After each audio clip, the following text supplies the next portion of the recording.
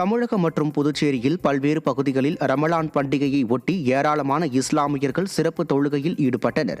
சென்னை திருவல்லிக்கேணி பெரிய பள்ளிவாசலில் நடைபெற்ற சிறப்பு தொழுகையில் பல்லாயிரக்கணக்கானோர் கலந்து கொண்டனர். பின்னர் ஒருவரை ஒருவர் கட்டியணைத்து ரமலான் வாழ்த்துக்களை தெரிவித்துக் கொண்டனர். ராமநாதபுரம் மாவட்டம் தொண்டி கிழக்கு கடற்கரை சாலை அருகே உள்ள ஈத்கா மைதானத்தில் ஆயிரக்கணக்கானோர் தொழுகையில் ஈடுபட்டனர். இதேபோல் கிருஷ்ணகிரி, ராணிப்பேட்டை, ஈரோடு, தருமபுரி, விழுப்புரம் உள்ளிட்ட பல்வேறு மாவட்டங்களிலும் திரளான இஸ்லாமியர்கள் சிறப்பு தொழுகையில் ஈடுபட்ட ரமலான் பண்டிகையை கொண்டாடினர்.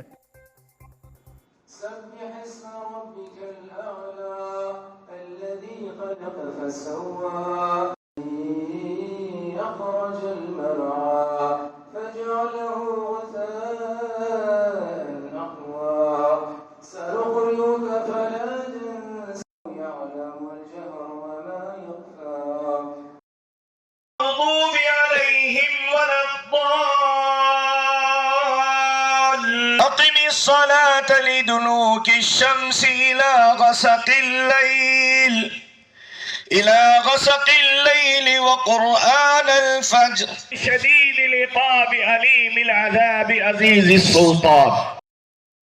சேலம் மாவட்டம் ஏற்காட்டில் மூடப்பட்ட காஃபி போர்டு நிறுவனத்தை மீண்டும் திறக்க கோரி அதிமுக மாநிலங்களவை உறுப்பினர் என் சந்திரசேகரனிடம் தமிழக மலைவாழ் பழங்குடியினர் இயற்கை விவசாய சங்கத்தினர் மனு அளித்தனர். ஏற்காட்டில் சுமார் 7000 ஏக்கர் பரப்பளவில் காபி விவசாயம் செய்யப்பட்டு வருகிறது.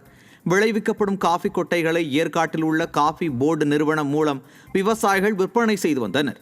இந்நிலையில் நிர்வாக காரணங்களுக்காக கடந்த 1990ஆம் ஆண்டு காஃபி போர்டு நிறுவனம் மூடப்பட்டதால் இடைத்தரகர்கள் விவசாயிகளிடமிருந்து காஃபி கொட்டைகளை குறைந்த விலைக்கு வாங்கி அதிக லாபத்திற்கு விற்பனை செய்வதாக விவசாயிகள் வேதனை தெரிவிக்கின்றனர்.